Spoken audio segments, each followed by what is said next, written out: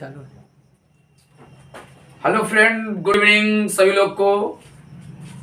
आज हम लोग 12th जिनका एग्जामिनेशन 1 फरवरी से है 2022, 1 फरवरी 2022, उनके लिए कुछ खास इंपॉर्टेंट ऑब्जेक्टिव और एक लॉन्ग क्वेश्चन, कुछ खास इंपॉर्टेंट ऑब्जेक्टिव और कुछ लॉन्ग क्वेश्चन लेकर आए हैं।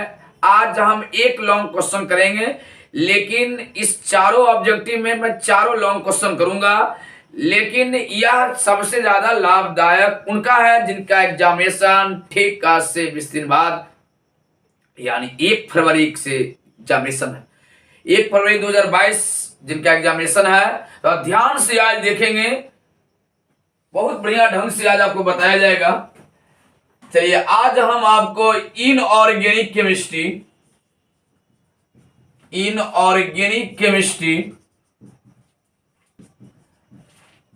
जिसका कुछ लॉन्ग क्वेश्चन करने जा रहे हैं, लेकिन कुछ खास ऑब्जेक्टिव के लिए थोड़ा देखेंगे कहां से कैसे क्या है,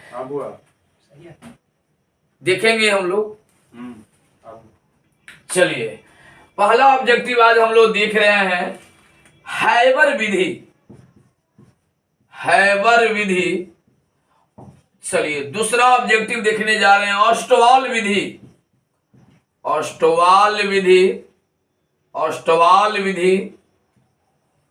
और तीसरा ऑब्जेक्टिव जब ध्यान से देखेंगे, तीसरा ऑब्जेक्टिव है संस्पर्श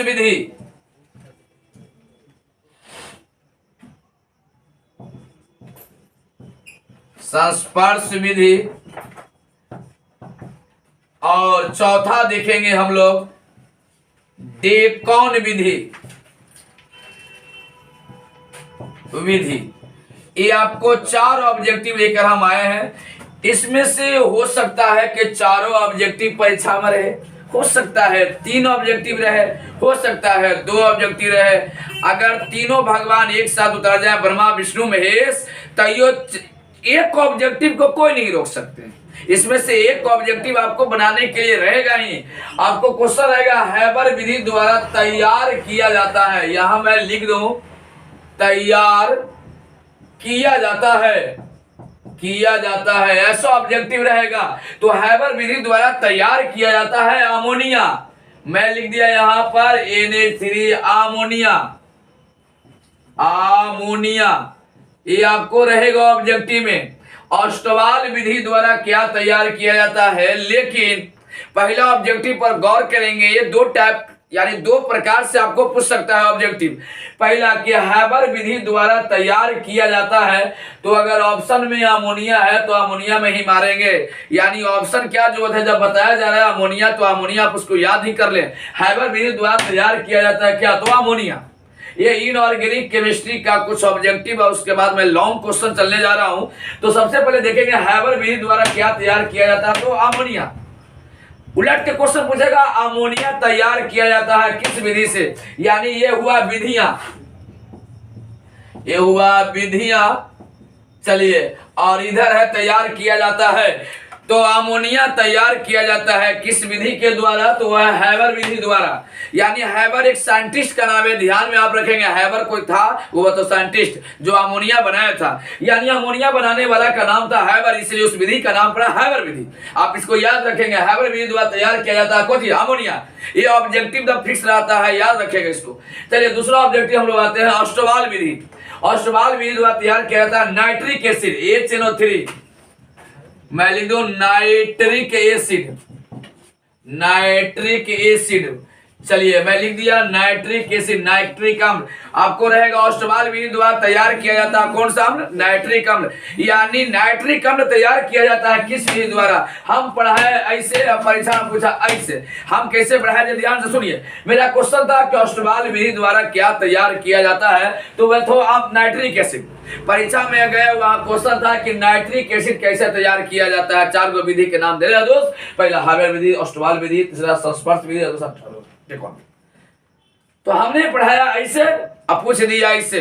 अब वहां कुछ लोग क्या करते हैं, एग्जामिनेशन हॉल में बैठ जाते हैं, न लड़ ले। अरे भैया नहीं लड़ेगा, लड़े लड़ाई वाला काम हमारा नहीं रहता है, ध्यान में रखिएगा। चलिए, तो ऑस्टोबाल विधि द्वारा बनाया जाता है क्या? नाइट्रिक एसिड, और नाइट्रिक एसिड बनाया जाता है कौन विधि से? ऑस्टोबाल विधि से। हम याद रखेंगे। चलिए आगे, संस्पर्श विधि द्वारा तैयार किया जाता है sulphuric acid H2SO4, sulphuric acid,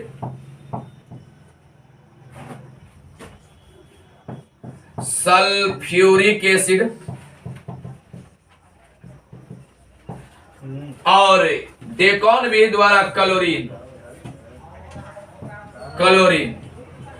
चलिए, ये ऑब्जेक्टिव आप इतना याद रखेंगे। चलिए, 4 ऑब्जेक्टिव हम दिए आपको याद करने के लिए। पहला, तेजी में सभी लोग, हैबर विधि द्वारा क्या तैयार किया जाता है? तो अमोनिया। अमोनिया किस विधि द्वारा तैयार किया जाता? तो हैबर विधि। हैबर एक साइंटिस्ट का नाम था जो अमोनिया तैयार किया था। अरे अमोनिया मतलब जिससे खाद बनाया जाता है, यूरिया खाद जो खेत में छिटाता है, वही अमोनिया। मैं दूसरा चीज की बात नहीं कर रहा हूँ, उसी से बनाया जाता है यूरिया, अमोनिया से ही बनाया जाता है। ये जो आप लोग देखे ना खेत में, गेहूं में और धान में जो यूरिया छिटाता है, वो अमोनिया से ही बनता है। जिसको बनाने वाला थे हैबर, इसलिए नाम पड़ा हैबर विधि। क्या बनाया था? तो अमोनिया। कंप्लीट ऑब्जेक्टिव ये ब्रह्मा के लिए था, VVI। चलिए, ऑस्टोबाल विधि द्वारा क्या बनाया था? तो नाइट्रिक एसिड, और संस्पर्श विधि क्या बनाया था? तो सल्फ्यूरिक एसिड। अब परीक्षा में इसे गंधकाम्ल कह देगा, गंधकाम्ल। हमने पढ़ाया यहाँ सल्फ्यूरिक एसिड, परीक्षा में पूछ दिया गंधकाम्ल। गंधकाम्ल तैयार किया जाता है किस विधि से? तो संस्पर्श विधि से। कभी कदार क्या होता है कि इसका नाम संपर्क भी लिख देता है, संपर्क ऐसे लिख देता है, जबकि यह गलत है। संपर्क कोई विधि नहीं होती है, ठीक है। परीक्षा में कभी कभी ऐसे लिख देगा संपर्क, तो संपर्क कोई विधि नहीं है, लेकिन संस्पर्श विधि है। अब क्या जाने क्वेश्चन सेटर के मूड में क्या है, मैं क्या जानूं। चलिए, अब ध्यान दीजिए, संस्पर्श विधि द्वारा तैयार किया था सल्फ्यूरिक एसिड यानी गंधकाम्ल, उसी को बोलते हैं गंधकाम्ल। और डेकॉन विधि द्वारा क्या कहता है? क्लोरीन। यहां तक कंप्लीट, ये ऑब्जेक्टिव हुई। इसका स्क्रीनशॉट ले, हम 5 नंबर का क्वेश्चन ये भी है, सभी से 5 नंबरिया क्वेश्चन है। चलिए, इसमें से आज हम सबसे इंपॉर्टेंट क्वेश्चन है, यही मैं करने जा रहा हूं। संस्पर्श विधि द्वारा गंधकाम्ल कैसे बनाया जाता है, ये VVI रहेगा। सबसे पहले इसका स्क्रीनशॉट ले, उसके बाद हम लोग चलते हैं, ठीक है।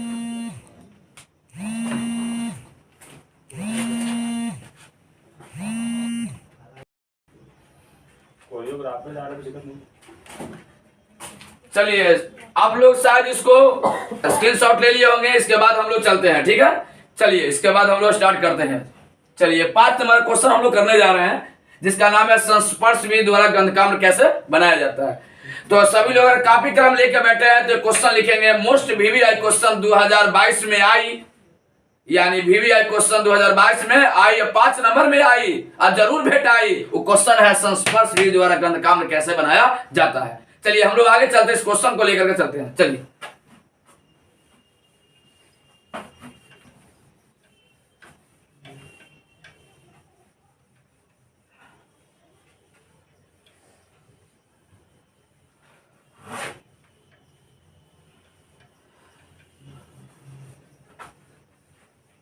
चलिए स्टार्ट किया जाए। तो most VVI question, most VVI question, 5 अंक स्तरीय प्रश्न, सभी लोग ध्यान देंगे बढ़िया से। वो क्वेश्चन है संस्पर्श,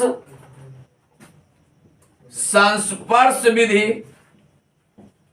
द्वारा गंधकाम्ल कैसे बनाया जाता है, गंधकाम्ल कैसे बनाया जाता है, यही क्वेश्चन है। मैं बता दूं कि गंधकाम्ल को सल्फ्यूरिक एसिड कहा जाता है, सल्फ्यूरिक एसिड कहा जाता है, जिसका फार्मूला H2SO4 होता है। तो ध्यान से देखेंगे इसको, गंधकाम्ल का फार्मूला H2SO4, यानी इसमें सल्फ्यूरिक एसिड कैसे बनाया जाता है, इसी क्वेश्चन पर हम लोग ध्यान देते हैं, ठीक है। चलिए क्वेश्चन पर ध्यान देते हैं। तो देखिए, इसका मेन H2SO4 का मेन हीरो जो है वो सल्फर है। देखिए बढ़िया से, यही मेन हीरो है, इसी से तैयार किया जाएगा। तो आप एक लाइन में कह सकते हैं कि गंधकाम्ल बनाने के लिए हमको सल्फर चाहिए, बिना सल्फर को हम गंधकाम्ल को नहीं बना सकते हैं। जैसे रसगुल्ला बनाना है तो दूध चाहिए, खोवा चाहिए या पाउडर चाहिए रसगुल्ला बनाने वाला। अगर ये सब नहीं रहेगा तो रसगुल्ला हम नहीं बना सकते, ठीक है। उसी प्रकार हमको गंधकाम्ल बनाना है, सल्फ्यूरिक एसिड बनाना है संस्पर्श विधि द्वारा, तो हमें सल्फर चाहिए, बिना सल्फर के हम बना ही नहीं सकते हैं, जिसको गंधक कहते हैं। और गंधक चाहिए, चाहे आप बाजार से लाइए या जहां से लाइए, गंधक चाहिए तो चाहिए। अब देखिए गंधक हम आपको 4 स्टेप में सिखाएंगे। स्टेप पहला, पहले तो गंधक लाइए, जहां से लाइए, बाजार से लाइए, खरीद के लाइए, जहां से लाइए, गंधक लाइए। तो ली आए हैं तो ला के हमको नहीं दीजिए, आप घर भी कर लीजिए, गंधक के ला के जला दीजिए ऑक्सीजन की उपस्थिति में। आप जैसे ही जाइए जलाइएगा तो दम घुटने वाली गैस, जला को जा रहिएगा नहीं, न तो गिर जाइएगा, वो दम लगेगा अंदर, हिल गया दम मिचाई जैसा, लेकिन आप बचवे नहीं करेंगे। यानी गंधक को जैसे ऑक्सीजन की उपस्थिति में जलाएंगे। आप कब कब जलाया जाता है बात को समझिए। यानी दर्द हाथ में तो ये सब खूब जलाया जाता है। अगर लड़का नहीं रह रहा है, रो रहा है, तो लोग समझते हैं गंधक जला दो भूत उत भाग जाएगा, और जलाने से बच्चा चुप भी हो जाता है। मैं आश्चर्य करता हूं यार, कैसे चुप हो जाता है। जला के देखिएगा, आप भी चुप हो जाइएगा। मन्ने सल्फर डाइऑक्साइड जो गैस इससे बनेगा, उस शरीर के अंदर जाता है, दम घुट जाता है, रोने को तो छोड़ दो, आप बोल नहीं पाओगे, बच्चा चुप हो जाता है, रोना छोड़ देता है। लोग कहता भूत भाग गया। अरे भाकुआ, गंधक से भूत नहीं भागता है। गंधक से जलाने के बाद सल्फर डाइऑक्साइड जो गैस निकलती है, वो दम घुटने वाली गैस है। जब बच्चा के शरीर में जाता है तो बच्चा बोलने की स्थिति में नहीं रहता है, रोने के दूर की बात है। उसके माता पिता को लगता है कि भूते भाग गया। तो बेटा जब तो अब 2-4 दिन गंधक जला दे, बता मंद बुद्धि क्या कहें, किसको समझाएं, कुछ समझे ला तैयार नहीं है। छोड़ो यार, समझ ही नहीं रहा तो मैं क्या करूं। गंधक जला रहा है, चल जलाओ, यहां जलाना ही है। तो इससे दम घुटने वाली गैस क्या निकलेगा? Sulphur dioxide. मैं लिख देता हूं, सल्फर डाइऑक्साइड, सल्फर डाइऑक्साइड भूत भगाने वाला गैस है। अरे भूत क्या भागेगा, अभी भाग जाएगा दुनिया से। जब गंधक को ऑक्सीजन की उपस्थिति में गर्म किया जाता है तो क्या मिलता है? Sulphur dioxide. भूत भगाने में इसका उपयोग नहीं कर सकते हैं, गंधकाम्ल बनाने में इसका उपयोग कर सकते हैं, लेकिन क्या करें, देहात में लोग भूत भगाने में लगाते हैं, जबकि नहीं भागता है और बच्चा की स्थिति खराब हो जाती है, कंठ उठ बंद हो जाएगा। थोड़ा संभलिए। सल्फर को ऑक्सीजन की उपस्थिति में गर्म करके क्या बना लिए? Sulphur dioxide. उनको बुलाइए इधर सेकंड स्टेप में कि इधर आइए, इधर आइए तनी। सल्फर डाइऑक्साइड को एक बार और ऑक्सीजन से अभिक्रिया करा दिया P2O5 की उपस्थिति में या V2O5 की उपस्थिति में, फास्फोरस पेंटाऑक्साइड। तब यह बना लिया सल्फर ट्राइऑक्साइड। मैं लिख देता हूं कि इसका नाम सल्फर ट्राइऑक्साइड है, सल्फर ट्राइऑक्साइड। ट्राइऑक्साइड जरा देखेंगे तेजी में। यानी आपसे कोई पूछेगा कि सल्फर ट्राइऑक्साइड कैसे बनाया जाता है, तो आप इतनी वे में कर सकते हैं कि जब सल्फर डाइऑक्साइड को V2O5 या P2O5 की उपस्थिति में ऑक्सीजन के साथ अभिक्रिया कराई जाती है तो सल्फर ट्राइऑक्साइड की प्राप्ति होती है। यानी ये दोनों अभिक्रिया करेगा, ये बैठ के देखेगा। देखता नहीं है दोस्त, अभिक्रिया के दर को बढ़ाता है। ऐसा नहीं कि बैठ के देखेगा, गांव के मुखिया नहीं एक लड़ाई लगवाएगा, नहीं, सब काम गांव का मुखिया। वो बैठ के देखेगा कैसा फिल्म लड़ा है, देखता नहीं।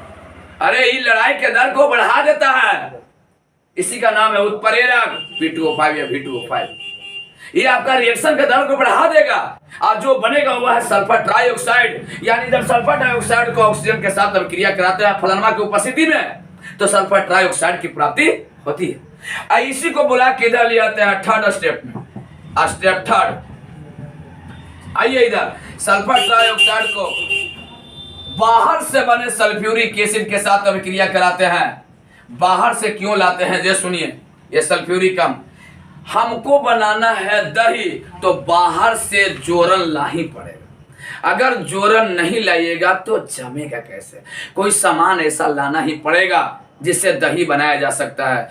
तो हम लोग खास करके जानते हैं कि दही बनाने के लिए जोरन की जरूरत यानी दही की जरूरत होती है। थोड़ी सी ही चाहिए, लेकिन चाहिए। अपन घर का नहीं है तो पड़ोसी से मांग लाते हैं। हम तो मांगे में सबसे आगे हैं भाई। हमारा जब जब दही संक्रांत में जमाना रहेगा तो हम तो पड़ोसी से मांग लेंगे। जैसे हमारे पड़ोसी मैथ रीजनिंग वाले सर हैं, जिनको हम लोग प्यार से रायजी सर कहते हैं, उनका नाम एक के राय है। वो जोरन खूब रखते हैं। इस बार बोले हैं कि संक्रांत में जोरन हमरे ही से ले जाइएगा। हम बोले कि सर जोरन क्यों, दही दे दीजिए, बात खत्म हो गया, अब कहने हम जमावे जाए, इस संक्रांत आपके नाम रहा। तो जिस प्रकार से दही जमाने के लिए थोड़ी सी दही की जरूरत पड़ता है ना दोस्त, ठीक उसी प्रकार सल्फ्यूरिक एसिड जब बनाने के लिए थोड़ी सी सल्फ्यूरिक एसिड की जरूरत पड़ती है, जो बाहर से मंगवाना पड़ेगा। या तो आप पड़ोसी से मंगवाइए या होटल से 10 रुपए का मंगवा लिए, बात खत्म हो गया। वो तो आपका काम है, पर्सनल काम है, मैं क्या कर सकता हूँ, कुछ नहीं। तो सल्फर ट्राइऑक्साइड को थोड़ा सा बाहर से सल्फ्यूरिक एसिड मंगवा लिए हैं और दोनों में इसको दोनों को फेंट दिए। लाए तो फेंटी लाए हैं, दूध में दही मिला दीजिए, जम जाएगा। इसको फेंट दीजिए, जब फेंट दीजिएगा तो जोड़ दीजिए। चलिए जोड़िए, 2 हाइड्रोजन है तो 2 हाइड्रोजन, सल्फर एगो एजा, सल्फर एगो एजा, 2 गो सल्फर, बहुत बढ़िया। चलिए 3 oxygen, 4 oxygen, 7 oxygen, it is oleum. Oleum कभी कदाल तो पूछ देता है कि ओलियम का फार्मूला बताइए, तो याद रखिएगा H2H2O7 दोनों को जोड़ दिए हैं। आप घर बैठ के 6 बार जोड़िए, रिजल्ट वही आएगा।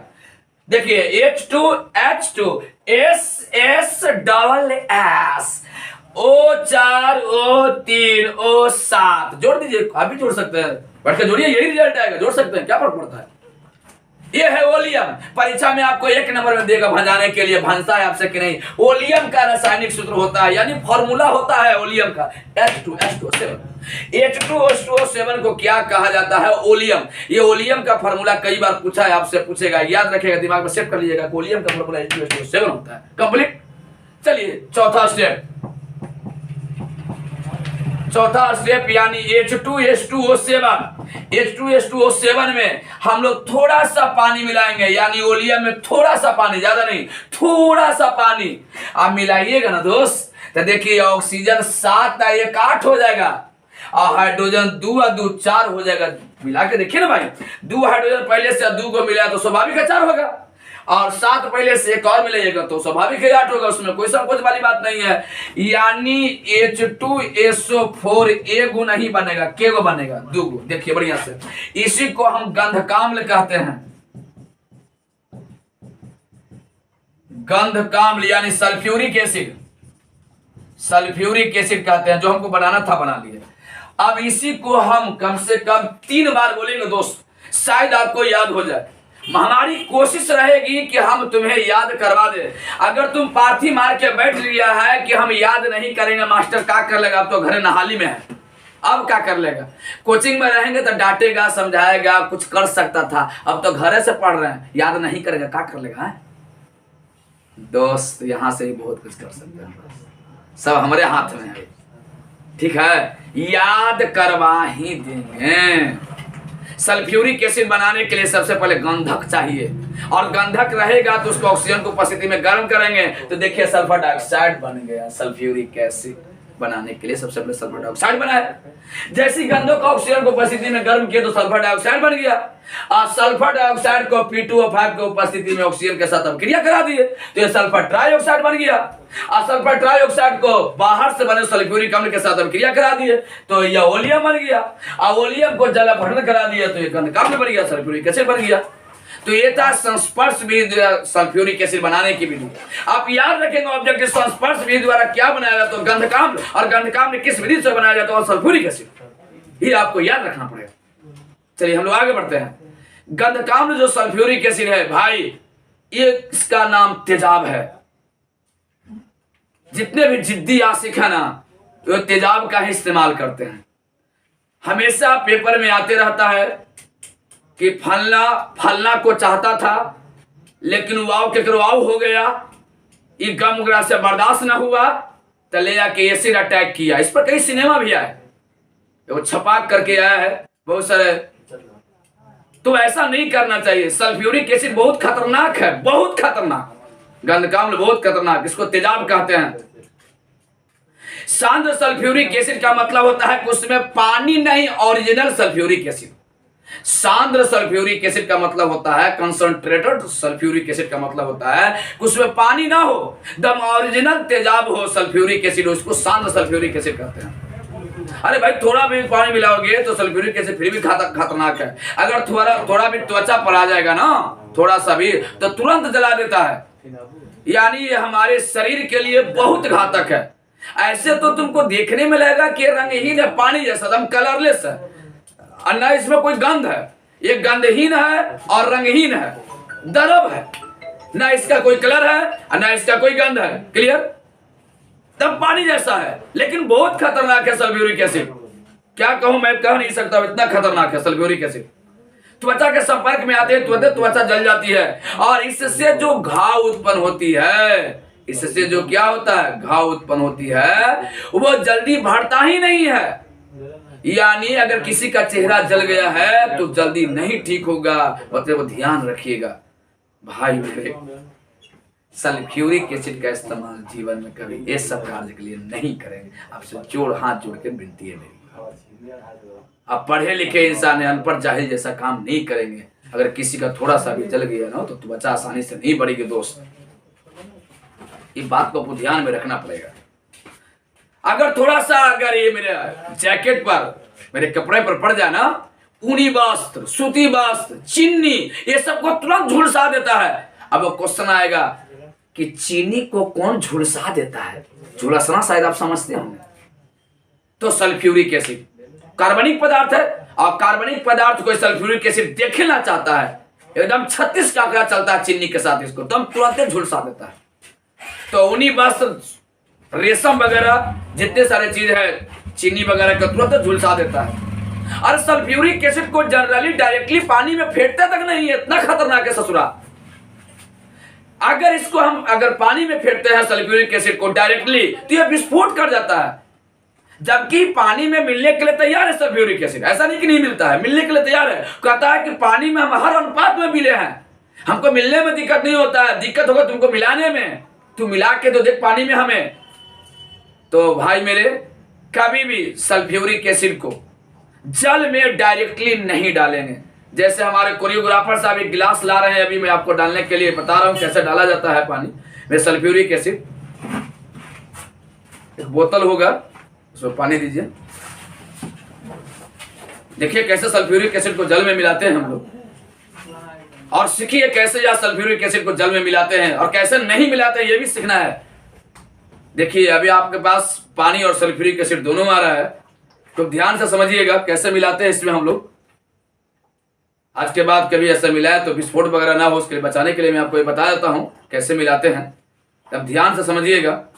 सबसे पहले आपको सल्फ्यूरिक एसिड को मिलाना है तो कुछ नहीं कीजिएगा। सबसे पहले किसी बर्तन में बड़ा, और खास करके सल्फ्यूरिक एसिड को कांच में ही रखिएगा, ध्यान में रखिएगा, एकदम ध्यान में रखिएगा। सल्फ्यूरिक एसिड कभी भी रखें गंध काम लोग को तो कांच में ही रखें। इसीलिए मार्केट में एसिड को कांच वाला डब्बा में यानी दिया जाता है, कांच वाला बोतल में दिया जाता है। ये कांच के साथ अभिक्रिया नहीं करती है। लोहा वाला बर्तन में सल्फ्यूरिक एसिड लिएगा ना तो अभिक्रिया करके लोहा का सल्फेट बना लेगा, ये ध्यान में रखिएगा। कांच वाला बोतल भी तेजाब मिलता है। तो सबसे पहले पानी भर लीजिएगा किसी बर्तन में, पूरा बढ़िया से भर लीजिएगा। पूरा नहीं भरिएगा, इतना भरिएगा, ज्यादा नहीं भरिएगा, इतना भर लीजिएगा। और सल्फ्यूरिक एसिड में पता है कैसे, ऊपर से बीच से नहीं, बर्तन के दीवार से धीरे धीरे करके, जैसे मान लिया जाए कि इसमें सल्फ्यूरिक एसिड थोड़ा सा है और इस पानी में मिलाना है, सल्फ्यूरिक एसिड थोड़ा सा है, इसमें पानी मिलाना है, तो ऐसे डायरेक्टली नहीं मिलाएंगे। अगर ऐसे आप मिला दिए ऐसे तो ये विस्फोट करेगा। ऐसे नहीं मिलाना है, बर्तन के दीवार से धीरे धीरे बूंदे बूंदे ऐसे मिलाते हैं सल्फ्यूरिक एसिड को कि ये विस्फोट ना करे, ध्यान में रखना पड़ेगा आपको। यानी सल्फ्यूरिक एसिड को तनु करने के लिए, पतला करने के लिए डायरेक्टली उसमें जल को नहीं मिलाया जाता है। जिस बर्तन में जल होता है उसके दीवार से धीरे धीरे बूंदे बूंद सल्फ्यूरिक एसिड को मिलाते हैं, तब जाके ये पतला होता है। शायद आप सावधानी बरतेंगे और दुर्घटना होने से शायद आप बचेंगे। मेरा काम था समझा देना आपको कैसे मिलाना है। आपको मना है कि ना हम तरह से विस्फोट करना चाहते हैं तो धड़ाम से ऐसे मिला दीजिएगा और विस्फोट होगा, आप समझिएगा। अपना प्रश्न मैंने आपको समझा दिया कैसे मिलाना है, ठीक है। सल्फ्यूरिक एसिड कैसे मिलाना है आप सब समझ गए। चलिए उसके बाद आप देखिए, ये एसिड है भाई, सल्फ्यूरिक एसिड है। तो एसिड के बारे में आपको तो बता दूं कि सल्फ्यूरिक एसिड जो है, इसके बारे में बता दूं कि H2SO4 पूछता है कि कैसा एसिड है। इसको डाइवेसिक एसिड कहा जाता है। डाइवेसिक एसिड कहा जाता है, मतलब द्विभाषमिक अम्ल। क्या कहा जाता है भाई? भाषमिक अम्ल। याद रखिएगा, कई बार परीक्षा में क्वेश्चन पूछता है कि H2SO4 द्विभाषमिक अम्ल है। क्या है द्विभाषमिक अम्ल? अरे भाई द्विभाषमिक अम्ल का मतलब क्या होता है मैं आपको बताता हूं। द्विभाषमिक अम्ल और त्रिभाषमिक अम्ल क्या होता है और एक भाषमिक अम्ल क्या होता है, मैं आपको समझा रहा हूं तो क्या होता है। देखिए ध्यान से, अगर इसका स्क्रीनशॉट नहीं लिया तो सबसे पहले इसका स्क्रीनशॉट ले, उसके बाद मैं बताता हूं कि द्विभाषमिक अम्ल क्या होता है। जल्दी इसको स्क्रीनशॉट ले, उसके बाद तुरंत समझिए सल्फ्यूरिक एसिड कैसा द्विभाषमिक अम्ल होता है। जल्दी तेजी में।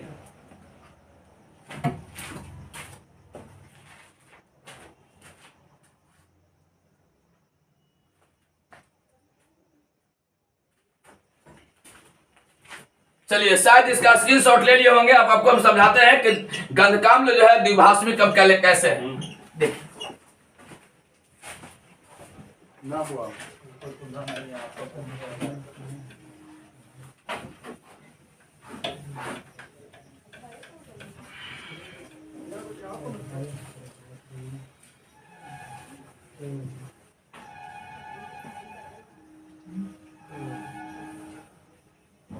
क्या करते थे साजना हमसे दूर रह के, हम तो अकेले।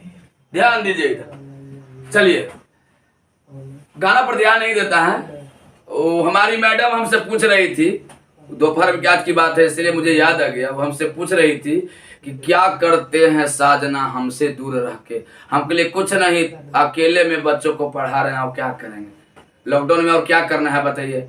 आप मस्ती में हैं तो क्या सोच रहे हैं हम भी मस्ती में हैं? ऐसा कुछ नहीं है। हमारा काम है दोपहर में पढ़ाना, बच्चों को सुबह पढ़ाना, शाम को पढ़ाना। क्या है? कुछ नहीं, पढ़ाना है तो पढ़ाना है, बात खत्म हो गई। इधर देखते हैं द्विभाषमिक अम्ल क्या भाई।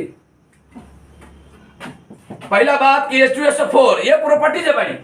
प्रॉपर्टी इट मीन गुण, जो आपको हम बताने जा रहे हैं ये गुण है सल्फ्यूरिक एसिड का। ये द्विभाषमिक अम्ल है, द्विभाषमिक अम्ल है। द्विभाषमिक अम्ल का मतलब क्या होता है? डाइबेसिक एसिड का मतलब। इसकी संरचना बनाएंगे H2SO4 का। तो ये भाई सल्फर, ये है आपका ऑक्सीजन, ये है ऑक्सीजन हाइड्रोजन, और इधर हो गया आपका ऑक्सीजन, और इधर हो गया ऑक्सीजन। ये हम बनाए H2SO4 का स्ट्रक्चर। अगर यहां से मिलेगा तो एगो OH, और यहां से मिलेगा तो दूसर का OH। जिसमें OH अगर एगो मिले उसे एकल भाषमिक कहते हैं, जिसमें OH दो गो मिले उसे द्विभाषमिक कहते हैं, जिसमें OH तीन गो मिले उसे त्रिभाषमिक कहते हैं। फिर से, जिससे OH एगो मिले उसको एकल भाषमिक कहते हैं, जिसमें OH दो गो मिले द्विभाषमिक कहते हैं, और जिसमें OH तीन गो मिले त्रिभाषमिक कहते हैं। शायद समझ गए होंगे। अगर आप समझ गए होंगे तो मैं एक फिगर अलग से बनाता हूं, इससे हट के और अलग एग्जांपल देखिए, शायद आप समझ जाओ। जैसे H3PO4, मैं एक फोटो बना जा रहा हूं, इसका नाम है फास्फोरिक एसिड। क्या नाम है? फास्फोरिक। भैया फास्फोरस बीच में आइए, भैया फास्फोरस बीच में आइए। आना पड़ेगा आपको बीच में, आना ही पड़ेगा सजना, जालिम है दिल की लगे। एक OH, दो OH, तीसरा OH, जिसमें तीन गो OH मिले त्रिभाषमिक, जिसमें दो गो OH मिले द्विभाषमिक, जेकरा में एक OH मिले एकल भाषमिक, और जेकरा में मिलेवे न करे बातें खत्म है। तब का आंसर, टेंशन खत्म। शायद क्वेश्चन बना देंगे जिसमें एगो एकल भाषमिक, दो गो OH द्विभाषमिक, और तीन गो OH त्रिभाषमिक। ऐसे सर 50 को मिलेगा तो मिलेवे नहीं करेगा, खोज के लाइए ना। हम जानते हैं आपका आवाज सोच सकते हैं, मिलेवे नहीं करेगा आपसे, लाइए खोज के, अगर मिल जाए तो लाइए हमारा भी। चलिए तो ये हम समझ गए द्विभाषमिक के बारे में।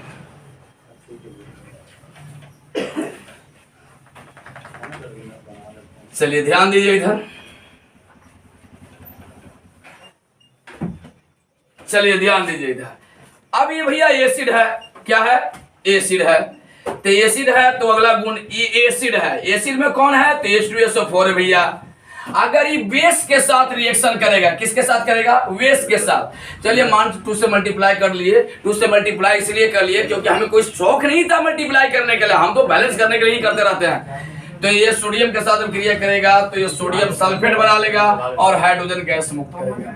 याद रखिएगा भाई, एसिड जो है बेस के साथ अभिक्रिया करके साल्ट बनाता है। क्या बनाता है? साल्ट। याद रखिएगा फिर से, एसिड बेस के साथ रिएक्शन करके क्या बनाता है? साल्ट बनाता है। ये ध्यान में रखिएगा, ठीक है। अगर यही एसिड अगर मेटल के साथ रिएक्शन कर ले, ये भैया मेटल है, तो ये हाइड्रोजन गैस मुक्त कर देगा, यानी ये FeSO4 plus hydrogen gas. Hydrogen gas यहाँ भी मुक्त हो रहा है, ऐसी बात नहीं है, यहाँ भी मुक्त होता है। तो आपको ऑब्जेक्टिव में देगा H2SO4 यानी सल्फ्यूरिक एसिड लोहा के साथ, तांबा के साथ, जस्ता के साथ। हम पढ़ेली लोहा, परीक्षा में पूछ तांबा, कहाँ लड़ ले, मास्टर का सब लड़ा दो, लड़बे न कर ले। अरे भैया जस्ता दे, लोहा दे, तो सल्फ्यूरिक एसिड धातु के साथ अभिक्रिया करके हाइड्रोजन गैस का निर्माण करता है, वह है हाइड्रोजन गैस।